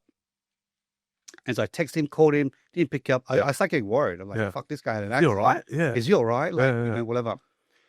11:30, he text messages me. Yeah. 2-liner. Sorry, Will. My alarm didn't go off. So I'm like, what? Yeah. You're like first week in the job. Yeah. You slept through till 11:30. Yeah. Like, that's not good enough. Yeah. For me. Yeah. Okay. So I called him. I said, hey, like, what happened? Blah, blah. So yeah, he didn't even bother giving me a proper excuse. Yeah. You know what I mean? Yeah. Just Let's like, put an effort in, you know? At least put some effort in. Like, make up something. Yeah. He just didn't give a shit so much. He's like, I just slept through it. Yeah. That means that you don't respect your job. You don't respect my time. Yeah. Agreed. So I fired him. Yeah. All right. I said, look, I'm sorry. I can't keep you. And this is for all the Gen Zs out there. Like, for the Gen Zs, don't do that, right? Because I know Gen Zs, they have a habit of ghosting you. They don't talk to you. They don't communicate. And then they expect their world to be the only world. And, you know, everything that they do is correct and, you know, right. Yeah. But yeah, when you go and find a job, like, respect your boss's time, man. Like, they're giving you an opportunity. I think a lot of people don't realize that. People don't realize that. And what's really funny is that he wrote back to me by email, like a 600-word essay about don't fire me, about why he shouldn't have fired why I shouldn't have fired Oh, him, jeez. that I should respect him, and that I should hear his side of the story, Fucking blah, blah, blah, petty, blah, blah, and all that type of stuff. Yeah, wow. And I just deleted it. Just deleted the fucking email. I just didn't even bother replying. Yeah. Yeah. So, Wow. yeah. So hiring good staff, not just by capability, but you want a good staff that can do what they do, fits in, understands your long-term vision, and wants to be part of it, and hardworking. Yeah. That's so hard to find. Absolutely rare. Absolutely. Really rare. Absolutely. So when I got Alex on board, I was very lucky. I was very lucky I got him. Yeah. And he was a game changer for the business. Yeah. Yeah. And then now I've hired several more people, and the team is growing. Yeah. Obviously there's always growing pains, with any Of business. But I think we definitely have a very solid core team now. Yeah. And we just need to, just get some runs on the board and get some results. Yeah. And so yeah, with that being said, like, Property Alliance is entering its 5th year now, or going on to its 5th year. First 2 years is always a struggle. I think first 2 or 3 years for a lot of businesses is always a struggle. Well, I think there's a statistic done by the ATO. It's like 97% of small businesses or something fail within the first 3 years, something like that. So the odds are definitely stacked against you. I could probably get fact checked for that somewhere. But a lot of businesses, get smashed, regardless of whatever that percentage is in the first 3 years. And a lot of those businesses will survive from cashies, to be honest. But as the world gets more digital, that's going to get less. More businesses will struggle even more. And I just think business in Australia is very hard in general. A lot of the chips are stacked against us, from hiring, from staffing, from, taxes, etc. One of the most highest taxed countries on the planet. Very, very difficult. What would be some of your advice for, staffing wise, like flip it around? Like if someone was to apply for a job, what would be the advice for them to be a great staff member? Because before you become a great leader, you have to be a great follower, right? Yes. And I think a lot of people don't realize that. They don't think about that. Yeah. So what would be your advice now, going through a couple of hires, being able to identify like who's a stud in your business? Like what would you give for someone who's probably applying for their next job, or they want to apply for a job where there's a bit of a long-term opportunity for them?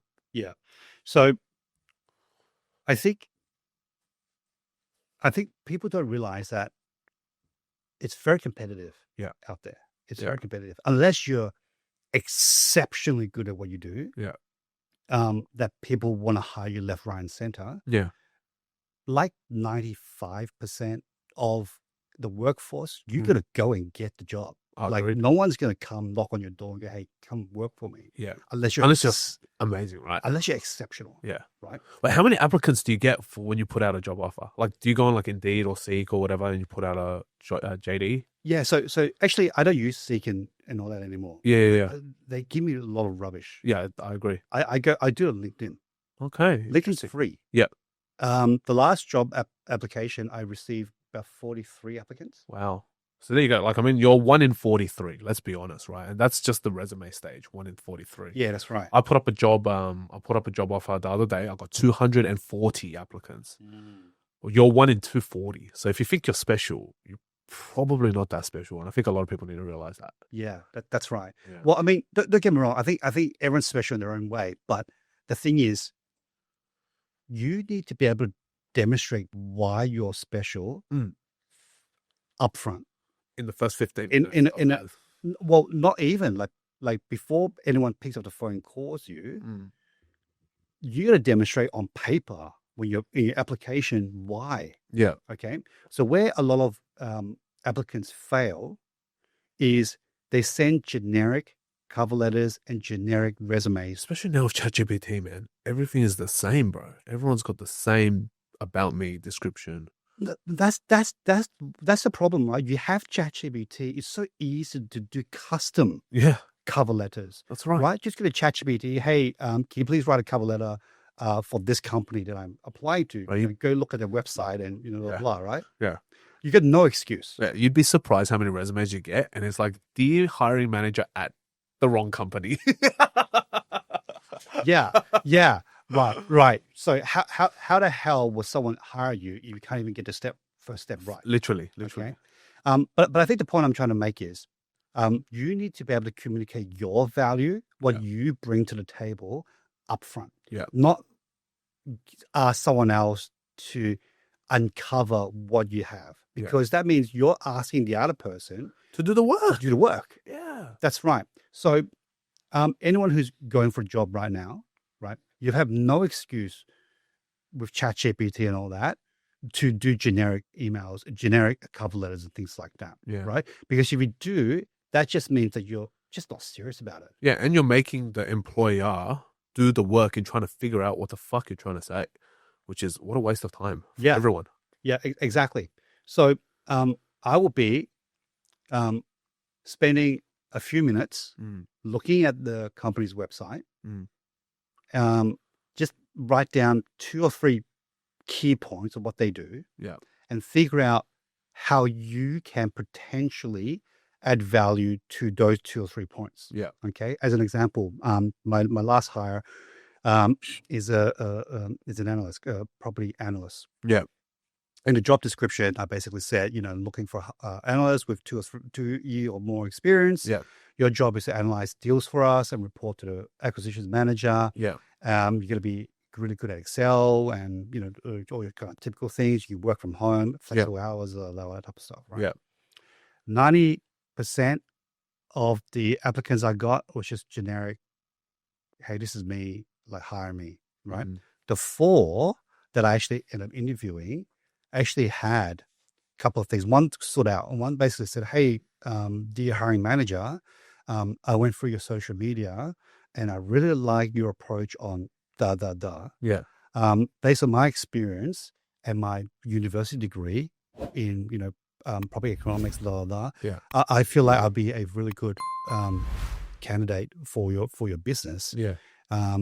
For these reasons. And then the reasons I listed was like, I've got 2 years experience in commercial property management. Yeah. I have, I do my own investments, which helps my analytical skills and like all the type of stuff. So he put that in the cover, Which is fucking great. Like I would like straight up, not even in a second, be like, hey, what's up, bro? Like, yeah. So I actually called him straight away. Yeah. Because it wasn't a long-winded cover letter. Yeah. But it was straight to the point. But what it And did he was, sold us. Sell you. Yeah. it showed you that you actually put effort into it. Yes. And it sold you. Yeah. Yeah. In a very, it was like a 20-second read. Yeah. Like that cover letter. Yeah. Right. Immediately, I knew he did some research on my company. Yeah. He knew where his values are. Yeah. That he can bring to the table. Yeah. And how it will fit potentially. Yeah. Into that job description. Yeah. Yeah. So that's awesome. I ended up hiring. Oh, you're not hiring? I ended up hiring. Oh, okay, yeah. great. Yeah, but I interviewed 4 people in total. Yeah. Because you never just interview one person. Of course. Yeah. But that's the thing, right? And he turned out to be exceptional. Yeah, of course. Exceptional. I think you can notice, like once you interview enough people, you can kind of see who's going to be good, who's kind of looks good at the beginning, and then like they're covered in rust underneath. You can kind of tell. Yeah. You can kind of tell nowadays. Yeah. And it only gets even more obvious as you're starting to deal with more Gen Zs. I feel like, because a lot of them don't really take it super serious to have any sort of in-depth analytical sort of knowledge. They just everything's so fast for them. Yeah. Which is crazy. Just a quick story, and I don't want to brag, but Yeah. okay. So when I was interviewed by CBRE, I went to CBRE with a presentation. Oh wow. Yeah. Of why they should hire you Of what I would do if you were hired. if I was there. Yeah. So I did like a 20 slide presentation. Ooh. I did a market analysis on them versus all the competitors. So where they're positioned in the market. Yeah. So their market share. Yeah.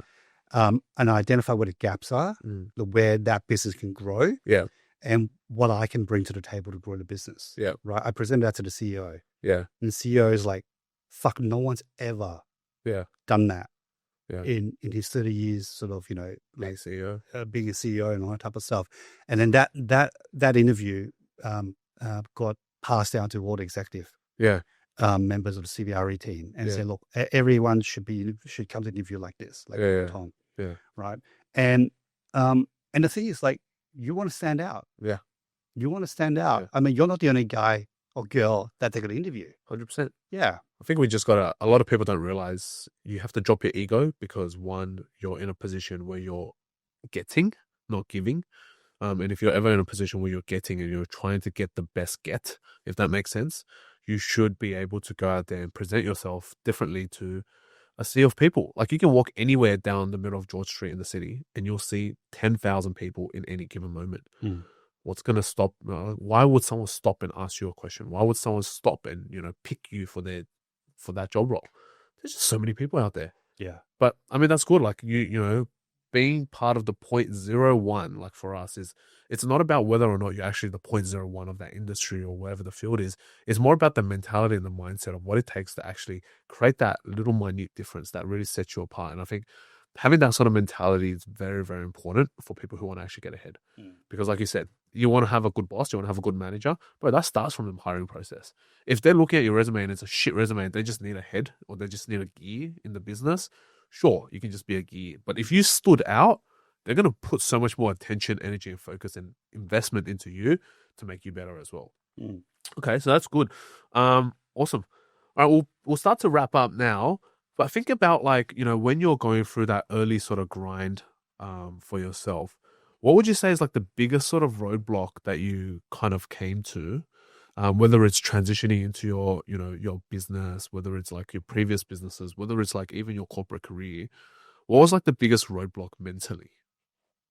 Biggest roadblock mentally Yeah. was not believing I deserved it. Oh, okay. So this is a little bit deep, right? Wow. This is going back. Okay. So I think a lot of people has been conditioned to believe they don't deserve things in life. Okay? Who do you think conditioned you? Parents, not me, Okay. Yeah. but I think a lot of people. I mean, probably parents as well. Yeah. Right. I think parents is so important because I think for me now, retrospectively looking back, because my dad wasn't around, my mom and I was fighting a lot. Yeah. Like, I guess I didn't feel like I deserved, Interesting. right, to be where I should be. Yeah. Right. And I think a lot of people go through that. Not just parents, it could be just people in your ear, your teachers, your peers, whatever. Right. I know I was smart. Yeah. I am very capable, but because I didn't believe, and this is retrospective, right? I didn't realize, I didn't understand all of this. Yeah. But now I'm looking back. Now I'm 45. I'm looking back at my 30s or my 20s, or Yeah. when I first started my business.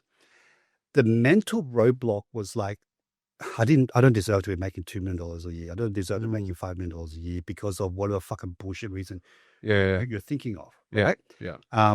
Which then prohibits you from taking the next step. Mm. I'll give a really good example. As you know, I'm really into fitness, and I was and I had a online coaching business, Yeah. teaching people how to lose weight and all type of stuff. Yeah. Right. The biggest obstacle from all my weight loss clients was that they think they don't deserve to be fit and healthy. That's crazy. Right. And you will probably experience the same. Yeah. With your sort of experience, right? Yeah. When you're coaching people. So it's like they logically understand what needs to be done. Okay. Right. You need to control your calories, you need to exercise, you need to sleep well, drink well, all those things people understand, and it's not rocket science. Yeah. Right. But because they don't believe they deserve it, they self-sabotage. Yeah. Right. They'll just won't follow through. They won't do this, and then that self-doubt can stem from many places. It could be from, I don't know, childhood traumas, divorce, or like whatever. I think in my case, retrospectively looking back at it, it was just that I didn't have that stability during the high school years. Yeah. So I wasn't sure what a solid foundation looks like. And I kind of like, oh, well, yeah, I'm good, but yeah, should I really, go for it? And it's like just a stupid conversation in your head. Yeah. Right. So I think my corporate career, I did really well because I was just smart. Yeah. I was able to just handle problems, solve problems, and I was able to grow the department because I was just smart. Yeah. But if I had actually believed in myself more, I reckon I would have doubled. Do you reckon? I think Wow. I'm positive Wow. because there's a lot of things that I didn't do. Like risks? Risk I didn't take. Yeah. And people didn't go meet. Yeah, he's a thing. He's a funny story. Interesting. This is just last week. Yeah. I got approached by I won't name the name, but basically what they do is they're a platform for other business owners. Yeah. To get together and help each other grow the business. Yeah. I can refer them to you later on. Yeah. Offline. Yeah. And the idea is they'll pair people into like group of 10 to 12. Yep. All business owners from all different cycles of the business. Some people making 500K, some people making 500 million. Fuck. Right. Yeah. Okay. Yep. And the idea is like it's a peer-to-peer group. Yeah. So it's not coaching. Yeah. It's like it's just like a mastermind networking group. It's a mastermind group. Like anyway. So I got invited to one of their events. Yeah.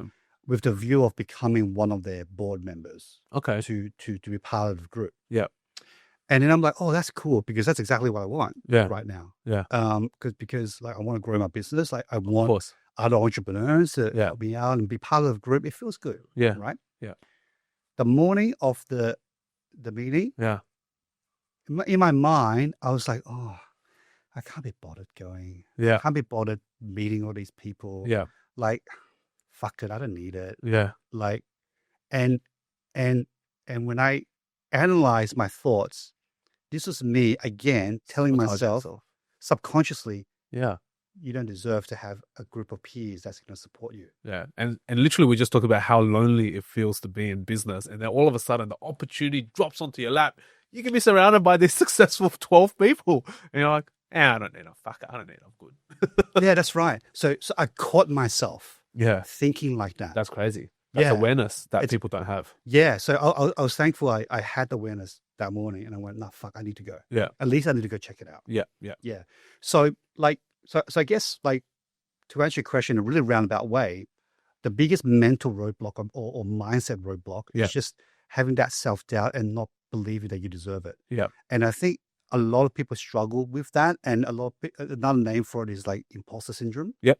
You know, I think every business owner, every successful person deals with that. Yeah. Whether you're Michael Jordan on the come up. Yep. Right. You kind of go, I know I'm really good. Yeah. But I don't have anything to prove it. Yeah. So sometimes you start doubting. I mean, Michael Jordan probably never doubted himself, but you know. Yeah. So I think if I had eliminated a lot of that earlier on in my career or even the first few years of my business, I think my business right now will be probably double where it is right now. Right. Yeah. Because I didn't take that step. I didn't take that meeting to meet that person. Yeah. I didn't pursue that funnel. Yeah. I didn't build my website. I was procrastinating. All those things. That's right. Yeah. It's like, do I need to spend this money? Should I go meet this person? Am I bothered? Do I really deserve this? And I think a lot of people have these like little voices in their head. Yeah. And it just fucking eats away at them, man. It's really bad. Yeah, that's right. That's right. So I think I've got very good awareness now, but every now and then that voice is going to come back. Yeah.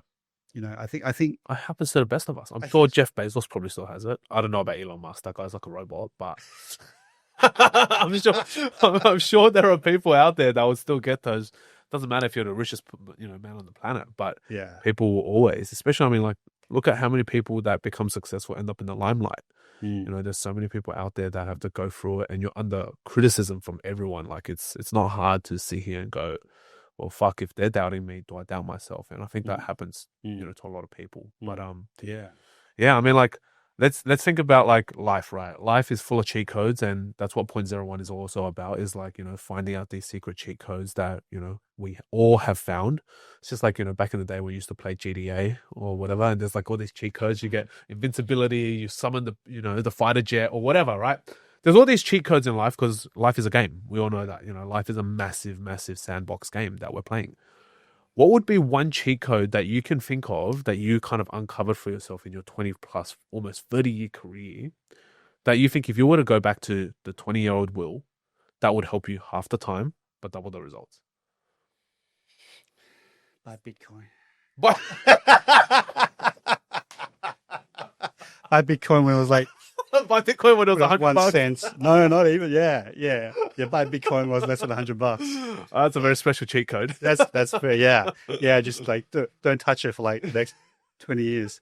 Yeah, never sell. Just Never hodl. Yeah. Yeah. No. I think if I was able to have a conversation with my 25-year-old self, Yeah. I think at that time, Yeah. I would say work harder. But what way? Like how can you work harder? Were you like doing only like 6-hour days, 8-hour days? Were you like kind of, bludging here and there? What do you mean by work harder? So I think so back to what I was saying previously, like I was very smart. Yeah.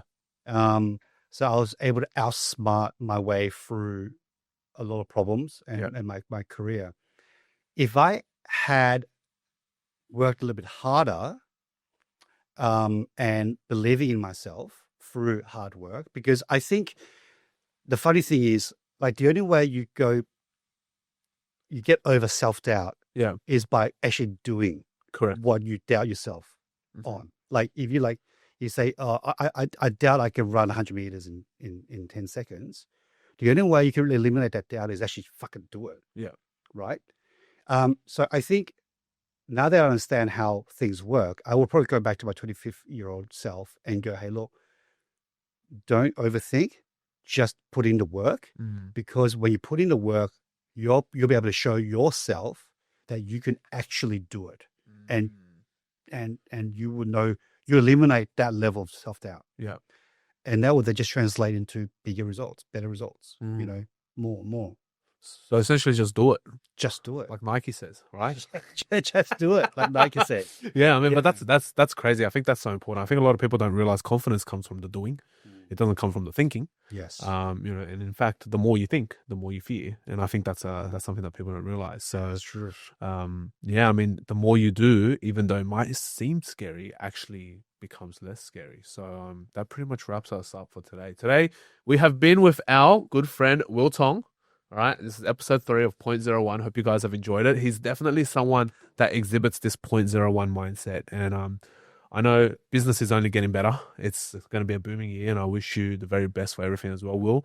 But for all the people that are out there who might even want some help with commercial property, actually, I haven't even plugged him in whatever he does. But, Will is the owner of Property Lines. He's a commercial strategist and commercial buyer's agent who will help you with your commercial property journey. So if anyone out there is looking for some help in commercial property and building their portfolio, Will's got his 5 crazy strategies. But where do people find you? Like, what's the plug? Where do we find you? Well, I think the best place to find me is either on social media or on our website. Yeah. So our website is www.propertyalliance.com.au. Yeah.